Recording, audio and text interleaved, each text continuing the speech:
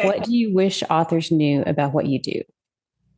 I think I wish they knew that I don't do as much as it looks like I do. I use automation. Oh, I use automation to do 99% of what I do. Welcome to Wish I'd Known Then podcast. I'm Sarah Rosette. And I'm Jamie Albright. And this week on the show we have Chelle Honaker. We do. We're excited to have her. Okay, so I'm going to tell our secret, Sarah. Yeah, you can go for it. In over 300 episodes, this has never happened before. So I did tell Chelle she should go buy a lottery ticket, yes. But we recorded her last year at this time. Yes. And her episode never got uploaded because there was some confusion with the numbering. And like she just messaged us a few weeks ago and said, hey, did my episode ever air? And we're like, yeah.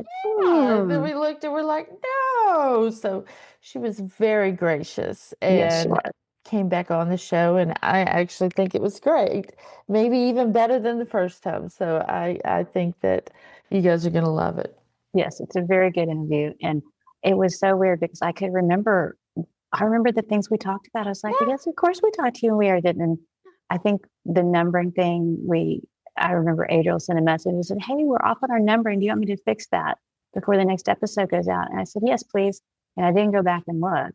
And I think that I had probably, why we were off. Yeah, I think I'd probably typed in the wrong number and then didn't realize that we had skipped one. Yeah. And then, we get in this zone where we're just doing interviews and posting episodes. And I just thought it had gone out because, we're writers first. Y'all remember that. Podcasting's our side gig. Yeah. Yeah, it is. So anyway, apologies for that, Chelle, and thank you for coming back on. But we talked to her about a lot of the things that people are talking about right now. Yeah. She is very good at using AI for automating things. And she's very good at delegating to people that she works with. And so she talks about how they use AI and humans together and how everything that comes out through the Indie Author magazine has humans doing the actual writing, the writing, and they don't use AI generated art, but she uses it to kind of help her organize and admin. And one of her things she said was that she says, let the bots do and the robots do the boring stuff so you can be brilliant. Yes. And that's kind of the philosophy that she has. Yeah. I was impressed by some of the things that she automates. So I think that's really, it's great. It's a great episode. You guys are going to love it. So. Yeah, so that's coming up. And so we have a new sponsor this week, Reedsy Studio. So we'll talk about that here in a little bit. But yeah, the episode is great. And what have you been doing lately? Anything going on? Just writing. I was at my mom's last week and I worked last week, but not every day. I went every day to write and I did write something every day, but I didn't get a ton accomplished a couple of days. But I think I told y'all that I'm trying to go there at least once a month just to spend, and I spend several days because it's a 3.5 hour drive. I mean, it's not like I can just pop up and pop back. So can't go for the afternoon. Right. And if they need, like they had a doctor's appointment, I went with them to that and I was glad I did. And then, just some other things that to help them around and get things taken care of. I mean, my other sisters live there, but they either have young kids or they are working and in a job where they don't have a lot of flexibility. So plus I just want to be there. I enjoy spending time with my parents. I mean, I may be one of those weird people, but I enjoy it. I get that. So I did that and then came home Thursday and I have been just writing. I'm just kind of getting this book ready. It's supposed to go to the editor 1 month from today. So I've just been writing. But y'all, I'm really trying. And I think I have really gotten better at this, that, the whole feeling guilty because you don't write, the whole shoulds, I should be doing this, I should be doing that, not being able to step back and take a break if you need a break or just doing what you can do and walking away and being okay with that. I am really trying to do that, and I have gotten a lot better about that. And yesterday I had 3 things on my list that I I wanted to get done. I felt like needed to be done. And I got one of them done, but I did it really well. And that had to be enough because I can only write about 4 hours. Like I can only do creative work for about 4 hours, and that's even pushing it. But I was sort of at the end of my creative energy, and I just had to say, this has to be enough for today, and I will either make it up tomorrow, or maybe the other 2 things weren't as important as I thought they were. So here's a little secret. Nobody is mad at you. Nobody. Nobody is mad at you if you don't write, or if you don't finish things, or if you, nobody. So you can just be free and get done what you can get done. Enjoy, like, and have some joy in it. If there is no joy in this process, why are we doing it? And I really feel like, and for some people, accomplishment is joy. And I get that. I'm so happy for you. However, for a lot of us, it is not about the accomplishment is not what brings us joy. It's the process that brings us joy. So please enjoy that. I mean, so few people get to do what we do. We are in such a minority of people, and nobody's mad at you. Just live your life and enjoy yourself. In this interview with Chelle, we talked about that, and she said something about, nobody's going to come track you down if you didn't, turn in a certain thing at a certain time. And I wrote in my notes, there is no publishing police. There is nobody who's going to come and say, you moved your deadline, or, you thought you told your readers you would release a book this year, but it's going to be pushed, 6 months in the future. And it's all fine. Yeah. It's totally fine. And if you are like, well, but I'm disappointing myself. Okay, but let's look at that. Let's not just take that as, oh, that's how things should be, because I'm going to tell you right now, having a ton of guilt and feeling bad about yourself all the time because you're not getting things done the way you think you should be getting things done is not healthy. I'm going to say it again. That is not healthy. And that is not normal either. We need to make sure that if we're having those kinds of feelings, that we're evaluating those. Like, we're not just accepting those as the norm and fact. And then feeling bad about ourselves all day long. Yep. Because it's not. And y'all, I've done it. I've done it for a long me too. I've done it for a long time. And I can tell you I'm enjoying writing more now than I ever have, because if I feel those feelings come up, because I still have them, I really step back and say, why am I doing this? Why am I feeling this way? Nobody is mad at me. Like, that is the thing. Nobody is mad at me. I am not in trouble. So anyway, that's me. I came to a realization a while back that there's always more for the to-do list. I will never get everything done. So even if I think, oh, I'll just do this other thing really quick before, it's like 5:30. And I'm like, oh, I will do one more thing and just get this little thing off my to-do list. There is no little thing. It's always like this Russian nesting doll of like 6 tasks included for one. And then you don't get that feeling of, I had a good day. You feel like you're behind.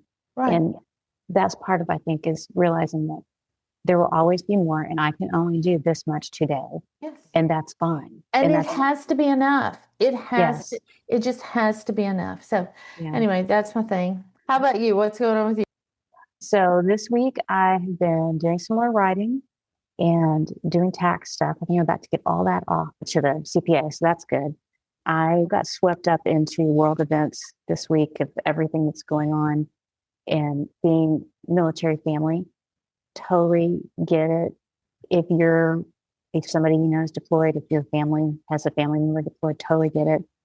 Totally sympathize with the stress and I'm high input. So when something big happens, and I love history, and so I'm all into these things that are going on, and I'm trying to keep up with the news, but I have to step back and say, you know what?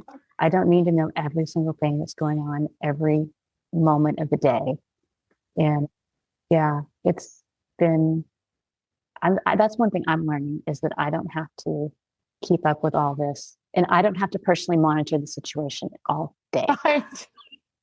No one's calling you for strategic updates. You're That's not right. Yeah. Joint Yeah. Chiefs of Staff meeting every day. Yeah. Yeah.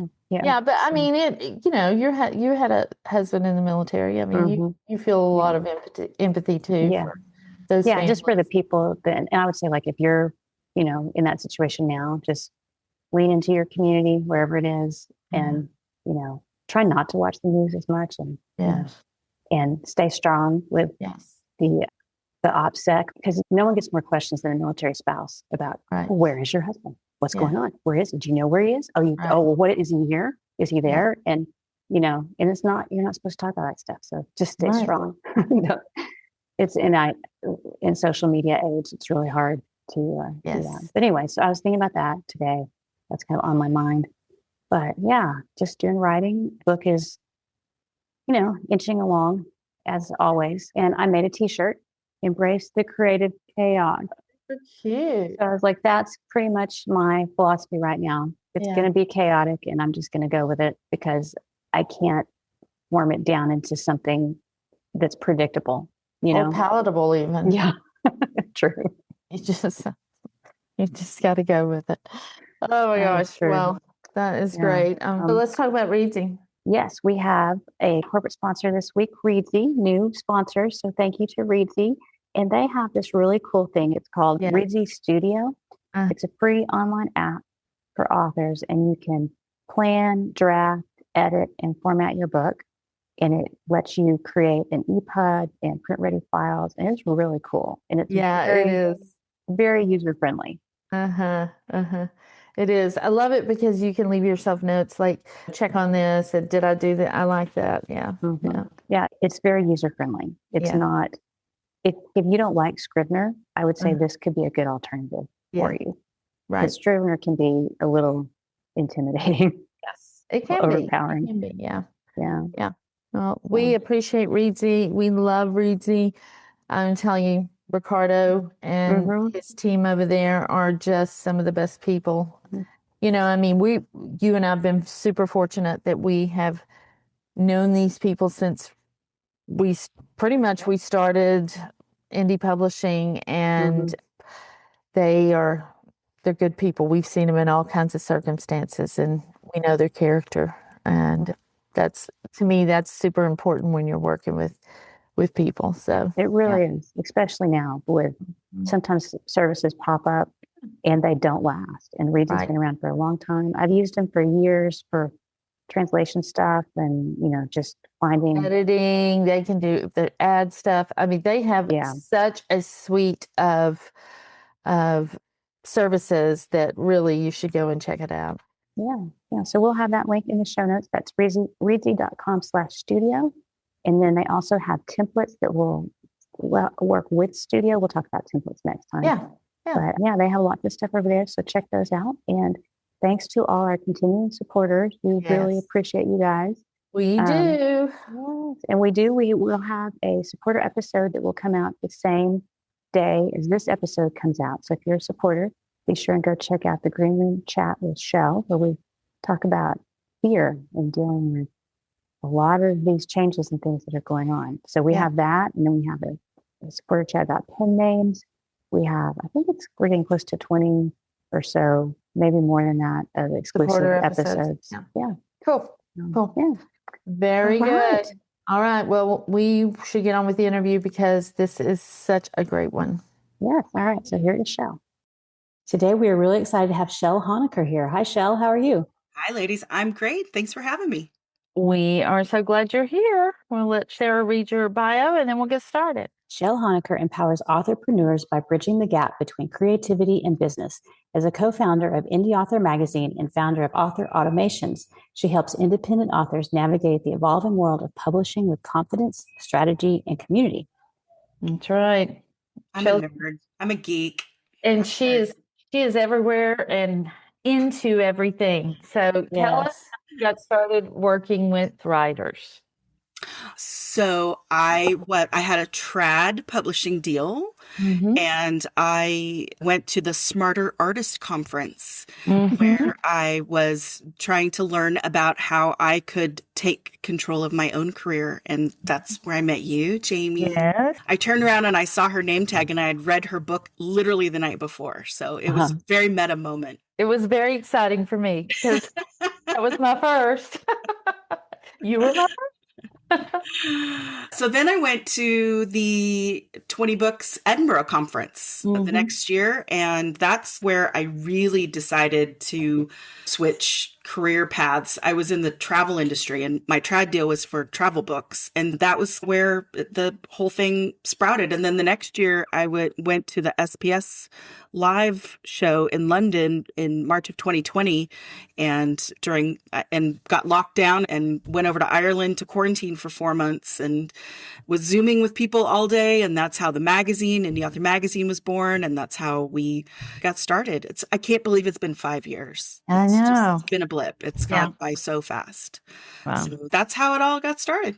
That's crazy. It's so interesting. And again, as we've said a million times over the last, I don't know how many months because of AI and everything, every time there's a disruption, good things come from a disruption. And COVID was definitely a disruption, and Indie Author Magazine came from that. That's so cool. It did. And I think it really, for me, it helped me take stock of what was important to me and who I was spending time with and what my creative well looked like and who was filling it. And I just was, I say now, I get up and play with my best friends as a living. Like, how crazy is that? Yeah. Yeah. Who could beat that, right? Yeah. You do a lot. You have a lot of different hats that you wear, and over time you've done a lot of different things. So take this question whichever direction you want. Okay. What do you wish authors knew about what you do? I think I wish they knew that I don't do as much as it looks like I do. I use automation. I use automation to do 99% of what I do. And that's how my Substack got started. authorautomations.com I was automating the magazine. And so I just started writing it down because I was figuring out, oh my God, this is so cool. I can automate my social media.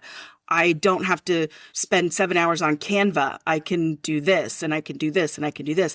And so, that's what I wish everybody knew, is that it's very achievable. And as much as people say I do so much, I'm really more of an orchestrator of a lot of things and not really a doer of a lot of things.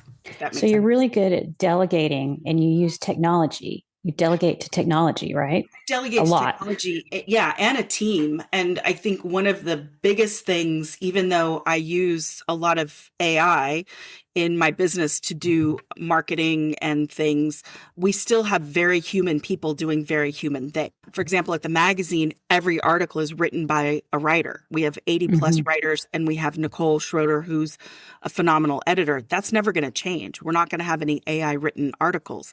We also don't use generative AI imagery in the magazine. Every image we use is either stock photography or source photography from humans. We still have very much humans in the loop, and we still make sure that humans are doing human things. We always say, let the bots do the boring so we can do the brilliant. So none of our team has shrunk. They've just changed things. So for example, when we brought on Wide for the Win at the end of 2025, Grace Snoke is the community manager for that. She's doing very human conversations and posting questions and answering questions. We don't want to replace the humans doing things. We just don't want to do the stupid stuff.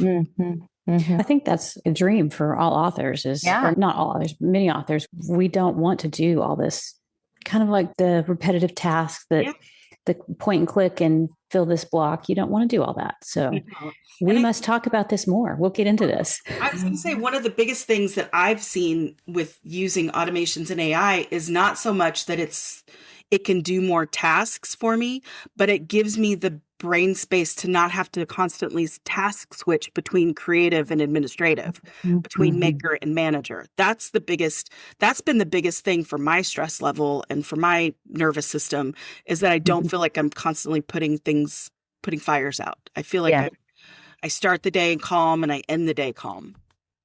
Oh, that's really great. Because I mean, that is the hard part. You know, you get into something and then something comes up and you have to switch modes, and that's just not good. Yeah.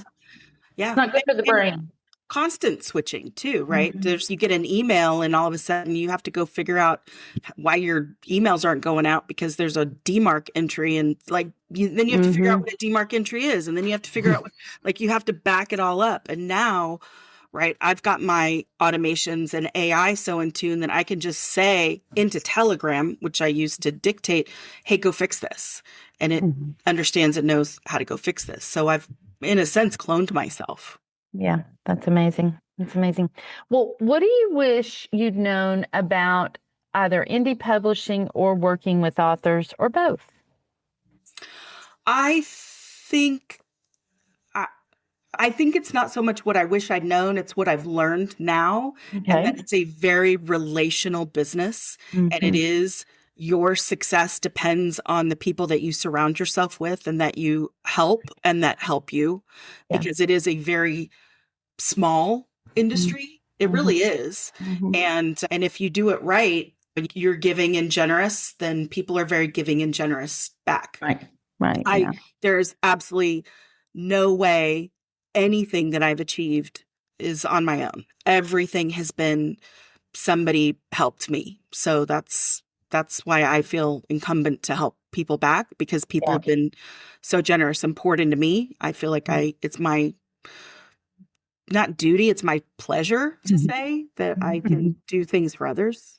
And I love the fact that this industry, we're not strictly competitive. It's the most interesting industry there is, I think, in that sense, because we're not competing to sell a widget or a pen, right? We have the ability to help other authors, and it doesn't take away anything that we're doing. Right. And that's joyous. It's comparable to the never-ending pie of IP, how you just keep cutting it and cutting it. I feel like the connections that you have and the way you do things, you can collaborate with lots of people, and it just magnifies what you're all doing. It doesn't really undercut anyone if you're all focused on the same goal, which is usually helping everybody find more readers. Yeah. Right. I think if we think of there's two things that I like to think of it as. One is, our goal is a happy, satisfied reader. It's not to sell a book. Right. We satisfy them by selling them a wonderfully written book or a wonderfully recorded, narrated audiobook or whatever it is. But we also don't operate, strictly speaking, in marketing funnels anymore, right? We've always been taught that you have a top of funnel and you get everybody on your newsletter, and then you go to the middle of the funnel and you go to the bottom of the funnel. Right. And I think that's really changed now to be a flywheel, meaning you talk to somebody and then you send them over to, somebody else that loves cozy paranormal mysteries, and that author sends them to the next and to the next and to the next. So it is a very generous industry in that sense. And if you think of it in terms of how you can participate in a circle of marketing, as opposed to you have the only pie and you get all of it, I think you're happier and you're more successful. Right. Yeah. What do you see authors doing that they're doing because they think they have to, but it isn't producing results? I think authors are trying to be on every social media platform. And I will go on record again as saying, I just hate social media. It's just awful. But that's partly just because of burnout, because I did the same thing where I tried to be on every social media channel and I was trying to have conversations, and I was thinking of it as a marketing tool instead of a place to have conversations and meet people and connect with people. So I think that's my biggest thing that I see now, is that they're trying to do too much. Yeah. I agree. I also wonder, because the social media platforms, I think, have become less effective than they were, if we even have to be on them. Yeah. And for me to say that is a lot, because I love social media. Shocker. Too much. It's a shocker. Too much.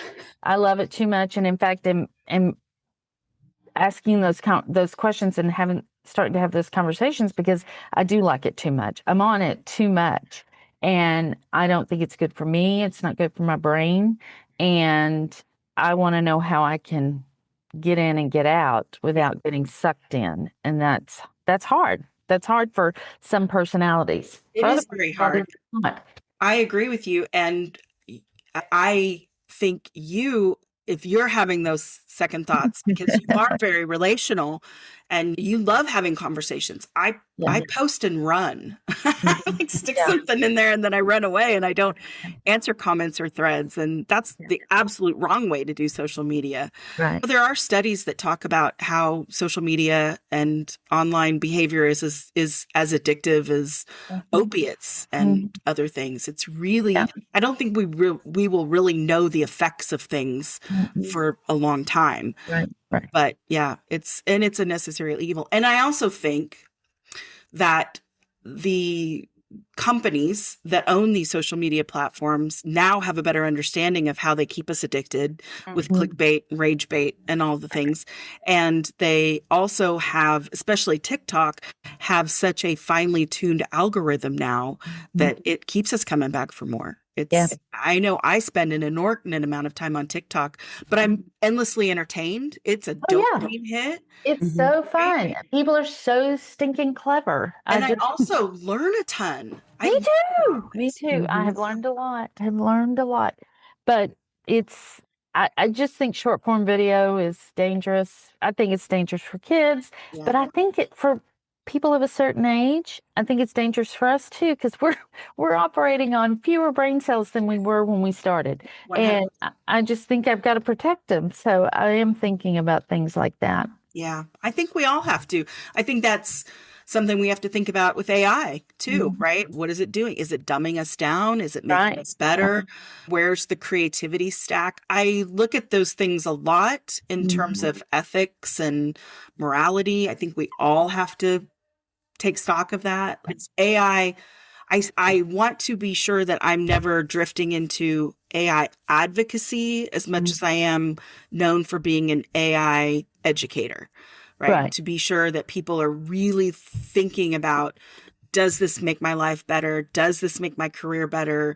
Is this adding to my life? Or is this just another thing that's going to stress me out and suck my brain cells? Right. I like the fact that, especially like with Anthropic, as mad as we are at them for what they did with all of our books and how they trained them, the co-founder and the president is an English major and a literature major and has come out very strongly in favor of using AI to get back to the thing that you want to do, which is read and write and have creative endeavors. As ethics go, I'm more aligned with that than I am anything else. Yeah. It's all hard. And I was just with some friends last weekend that are not in this business. They're my old friends from way back. And, they were talking about AI in such a way that was so, in a lot of ways, naive and a little dangerous because it is so naive. And for someone like me who is, I am not as versed as a lot of people, but I'm more versed than most people in kind of the pros and cons of AI, the benefits, how we can use it effectively and ethically. Thinking of it in an ethical way. And their thoughts were just completely naive. And that worries me so much for the general population because the majority of people are not having these conversations that we're having. Even if we feel like they're not necessarily productive because we can't change someone's mind, at least we're having the conversation. And so much of the population they're not. They're just kind of going along because they're naive about the pros and cons of it. Yeah. And I think we live in a world where algorithms and news feeds are very targeted and very manipulated. And so it's very hard to get straight information. And it's also very hard for your friends are probably fed a narrative for them to believe one way or another. That's just the general world that we live in now. So you can't really blame them for not knowing, but I would say, no, I don't. I will say, living and working in it all day, every day, I can comfortably say within 6 to 12 months, we will have a revolution with color jobs and how those jobs are done. We will see entire industries completely disrupted. like finance and law. We've already seen disruption in publishing, Yeah. but there's right now in the zeitgeist, there's this whole thing about what's called OpenClaw or ClaudeBot or MoltBot, change names. It's a hype. There's a lot of hype around it, but the features of it are quite impressive. And I've replicated some of those features to a certain extent. So you get the tech bros that are saying what they're doing, and none of that is really interesting or exciting to me. But for me, I can say, go fix the footer on my website, and it will go fix the footer on my website. I can say, send an email to the team, cancel the meeting next Thursday because I'm going to be on a plane, and reschedule it for 2 weeks from now. And it will do that. Wow. So we've moved from conversational chat to agentic doing things. And I posted last night on Facebook, I said, this is the closest I've ever gotten to cloning myself. And I'm a layperson user, right? I'm using it to build apps and I'm using it to do things. But now I have a personal assistant that I have never been able to. I've gone through 6 from really great companies that have never been able to get my full picture of things and have never done things the way I like them done. And I think being on the user, not user, learning, training side of things, like trying to take on that mentality is what will help us as opposed to, being just a user of AI. And I think that, a lot of people aren't going to want to do that. It's work. AI makes it easy to have the work done, but we have to learn to train it in a way that is beneficial. And that is work on our part. It is work, but we learned how to use MailerLite and we learned how to use WordPress and right. So the more things change, the more they stay the same. At least at the end of this, you won't have to try and remember how to do something in WordPress in 6 months. You'll just be able to, in natural language, say to your assistant to do something and it will do it. And again, it's going to disrupt some ways and some things. Like, for example, we probably won't need to pay web designers to do basic stuff. I think we'll still need them for great design, and I still think we'll need them for advanced things, but you probably won't need them when you have a new book launch to add the book to your website. An AI can go in and look at it and do it. I had a situation where I had one of my team was switching from Wix to WordPress, and I set my ClaudeBot to that task and it converted the site over, and I didn't have to pay someone $2,500 or $3,000 to do that. Yeah. It's just it's figuring out where you're going to fit in the new world, right? Because things are going to be different. Yeah. But there will be tasks that humans will need to do. There will be things that only humans can do. And then there will be things that we'll want to offload to our AI assistant because it's so much more efficient. So it's just, we're in the transition phase right now. At least we are. I think there's a lot of people like Jamie was talking about that. I've met people like that, people in my family that they don't really understand the potential of what's happening. As Gen X, I've been through AOL and then email and then websites. We're all older than Google. So I don't feel like this is, and we're also Gen X. So we're just okay, today we're doing this. All right. Yeah. Right. What are we going to do except roll with it, right? Yeah. We've had so many unprecedented times that it's just, that word doesn't mean anything anymore. But I do think in a sense, it gives us opportunity. Like you said, Jamie, disruption always brings some form of opportunity, even if it's terrifying and scary. Yeah. What are common mistakes you see authors making? Not bringing more of themselves to the relationship with their readers. I think as we talk about this AI conversation and automation conversation, I think one of the things that's key, especially to me, is how do you keep AI from taking your job, or how do you not disintermediate yourself. And one of the ways that you do that is by having a relationship with your readers and making sure they understand your taste and your humor and your sharp focus. The best newsletter that I read every single week is Lucy Score's email, because she brings so much of her humor and so much of herself to that I just can't help but open it, because she's funny and sharp-witted, and I vibe with her, and she always has good news. And so it's not just a, hey, buy my book, hey, buy my book, hey, buy my book. And I think just on the macro level, that's what authors sometimes do, is they have to do the thing, like they think they have to get the word out, when in reality, they need to create the relationship and start having a conversation with their readers, because that AI can never replace that. AI will never be able to replace that. Even those authors that write with AI, they have to go back and edit those books very heavily to put back inside jokes and taste and things. It's harder than people think to write with AI. And I don't really teach or get into that side of things. That's not my lane. Mine is more marketing and business operations. But yeah, anybody that's worried about AI replacing them, just keep focused on your reader and keep focused on keeping that relationship with them. And as long as you do that, you're going to be okay. Right. That's great.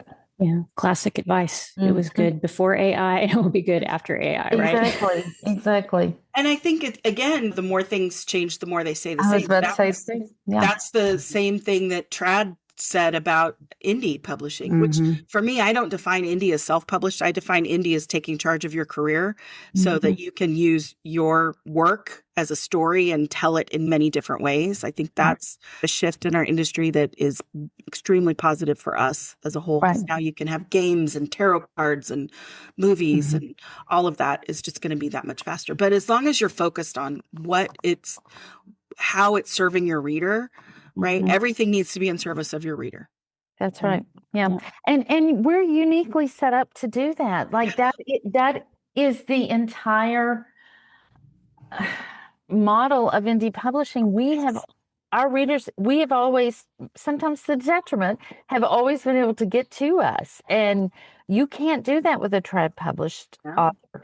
And so we are in a unique position to pivot in a way that other people and other authors are not set up to do, because we're used to that. We are nimble in the way we run our businesses. And so I think that, it's easy to fall into the gloom and doom. I've done it. I mean, everybody's done it that I know of.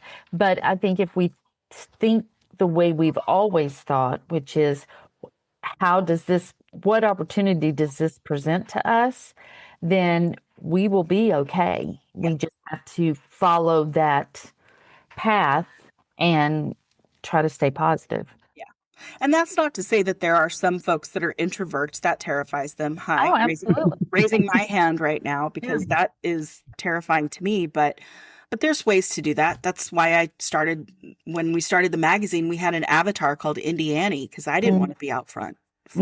But there's ways to do things. And also, I don't want to dismiss the fact that it is still hard to be discovered. Discoverability is still a hard thing. There are lots and lots of books that come out every single day. And AI has made that, there's more, right? It's still a competitive industry in terms of discoverability. But that's why if you partner with other successful authors and you tap into their reader base and you're got that generous flywheel, you have more success than if you try and go it alone. Yep. Very true. Yeah. We've talked about AI. So are there any other trends that you see, things happening in the industry right now that you've spotted? I think you're more of a futurist than Jamie and I are. I live in the future. For better, for worse. I think I see a lot of our vendor partners Our partners in the industry are coming out with amazing tools to help us. BookFunnel, right, is always on the cutting edge of things to try and help us figure stuff out. Draft to Digital is always out there they just did a deal with bookshop.org. And so I think look at our suppliers and our vendors as business partners and pay attention to the things that they're doing, because as easy as it is sometimes to get mad at them for whatever thing you read or think, they really are trying to help us in the best way possible. And I was going to say, assume the best and not the worst. Yeah. I mean, because it's easy to see some deal about to happen or hear something and think, I mean, I just hear people doing that all the time, and I hate that, because maybe it's easier for us because we know these people and other people maybe don't know them the way we do. But I can tell you right now, Damon Courtney is always thinking about what is going to help me, Jamie Albright, the best. Even if I'm not going to use that tool, he has me and everyone else in mind when he's creating it. He is. And he asks the right questions. He doesn't assume, he in particular doesn't assume that he knows everything in the right way to do it. Correct. He really does tap into smart people that are saying, hey, this is what I want. And I have seen him. I've said something on a Friday, and by Monday, he'll email me and say, hey, I built this over the weekend. Yeah, exactly. It's astonishing, because it is a small industry, how much our vendors, I like to think of them as our business partners, honestly. Yes. Are there for us and do a lot for us. And I mean, some of the things they do will work and some of the things they do won't work, just like everybody else. Just like in our own business. They have provided such amazing service for, I get it. This is a thing for me. When I hear authors complaining about certain vendors or services and stuff, and I'm like, oh my gosh, they have helped us so much. We can at least assume the best. I feel like we're all growing up together in this business. They are too, as well as we are. Absolutely. Absolutely. Well, tell us about your Substack and your, we've kind of alluded to your author automations and stuff. Like, if someone came to your Substack, what would they find there? Beginning automation information.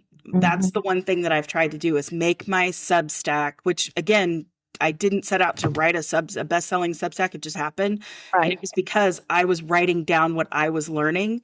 And that's really what I do every single week, is I write down the things that I've learned every single week. Great. And so if you go to authorautomations.com, I've got almost 2 years worth of articles now on technical stuff, non-technical stuff. Like I have weird things like NFC tags, right? I wrote an article where if you tap your phone on an NFC tag, it will start your Calm app and put it into Notion to make sure that you write it down. Like, those are the kinds of automations, weird automations I do. I have automations that when I tap it on the way out the door, it starts my health workout app on my watch, and it's little tiny time savings like that I write about. I have one tomorrow that I'm writing about where if your phone is stolen, you can text your phone from any phone and it'll yell at the person and take a picture of them with the front and back camera and text that picture back to you and send the list and location and lock it down. And so automations, really. I do talk about AI a bit, but only in the context of, here's what's coming, here's what you should think about. Never like I'm not one of those folks that says, if you don't want to use AI, you're going to miss the boat and you're going to lose your career. I just don't think that's going to happen. I do think there's very much a space and a place for artisanal authors that don't want AI to touch any part of their business. So, very interesting. That's great. Well, I've read a couple of your articles over there, and they're very good. I chose Substack for a couple reasons. One is the audience over there, as a social media network goes, it is one of the better ones because everybody it's like the early days of Twitter, I think, where you would post your lunch and everybody would go, oh, that looks great. You're great. You're pretty. Substack is a little bit like that. They also don't allow technology and automation, so you can't automatically post to Substack. You have to pull up Substack and click here and post your own newsletter there. So it's more work. And I think that keeps the noise down a bit over there. Yeah. So it's a cool place. It's a cool place on the internet to hang out. Yeah. Yeah. It is. That's good to hear. There's places that used to be like that, but are not like that now. So That that's are good no to hear. longer than. Yeah. There's a lot of authors now that are exploring Substack and how to use it for their own reader-facing newsletters. It's not just that. I know Elena Johnson is doing some stuff over there with her readers, and there's tons of people that are doing episodic stuff. It's a cool place. Yeah. Yeah. I think we're going to have somebody on soon to talk about that. So that'll be interesting for the fiction side. Yeah. So tell us a little bit about Storyteller Showcase and Indie Author Magazine, in case people aren't familiar with those two things that you do. Yeah, sure. So Indie Author Magazine started 5 years ago. We look at ourselves as the business journal for the industry. We really are there to cover large and small topics. And we used to be a monthly publication, and now we're a weekly publication. So we do much longer articles on things. We just did an article last week that's on how to do your own audiobooks. How do you record your own audiobooks, and who are your resources? So that's the business journal side. And then Storyteller Showcase is a reader-facing magazine, and that is distributed at conferences all over the world in readers' gift bags. So we're trying to help with the discoverability of authors by putting them in a magazine to get in front of readers. So that's a new endeavor for us as of this year. But they're both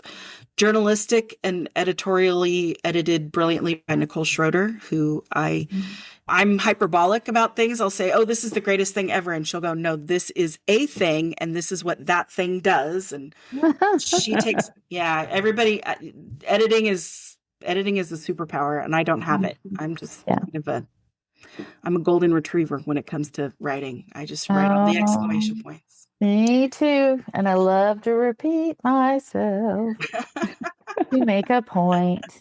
In fact, I posted a TikTok today, and I listened to it back just a little bit ago, and I was like, oh my gosh. Like, I said two things repeatedly in a minute and a half video. It's ridiculous. You are continuously on my FYP, Jamie. I am very much your algorithmic target audience. I'm like, what's Jamie wearing today? Oh my God, that's so cute. It's funny. I don't know. My social media is so messed up anyway, algorithmically, because I watch everything. In fact, I was just thinking when we were talking about social media and how bad it is for you. One of the people I follow is a plastic surgeon here in Houston. She's just adorable and so fun, and I've actually seen her. I went for a consultation for something, and she's just great, and she has this great social media, and she's super successful. And she made a video the other day talking about how she had a bad day because this happened and like her assistant quit and some other things. And then she said, and because my social media is stalled and I'm not getting the views I want. And I thought, oh my gosh, this amazing successful doctor is worried about her social media views. This is a proof that we have hit an all-time low. I mean, yes, exactly. So. But I think it also goes to show that we very often see people's highlight reels and not what's really going on in people's lives. So that's a good lesson and a reminder that if you're going through something, other people are going through it too, even if they're bright and shiny and showing off their amazing hair and makeup and traveling. Exactly. Well, that actually happened to me one time. It was back when we were doing all that travel, and I would posted a picture of, I think we were in London, and I had this friend text me and say, I wished I lived a glamorous life like you. And I was like, no, you don't see the layover where we missed our flight and how just exhausting it is. And it was fun. It was great to see these places, but you're just giving a little snippet. You're not giving the whole thing. Everything is distorted. Well, and that's one reason right now. I mean, this week I decided to stop using the touch-up filter on my videos, which, let me tell you, breaks my heart because I like the way I look with the touch-up filter on. It's just not real. It's not real. I have wrinkles. I have, my skin has, some discoloration and stuff. It's just not real. And so I have decided to stop using it, and it's been a shock to see myself. but I think that that's the most authentic thing I can do. I think your engagement's going to go up, Jamie, and I'll tell you why. Because TikTok, especially, is one of those places. I've seen people lying in bed with their mouth guards on and a silk bonnet, and they're spitting facts, and they've got 10 million views on that. It's a very different. I think TikTok, more than any of the others, is much more come as you are and less polished. I think Instagram is polished to perfection and TikTok is not. I agree. Well, let's talk about, before you go, your author training, your indie author training. Tell us about that. Tell us what we need to know. So indie author training started a couple years ago, and it was because I saw there were 100 different people teaching great classes. One was on Teachable, one was on Thinkific, one was on Coursera, one had their own stuff.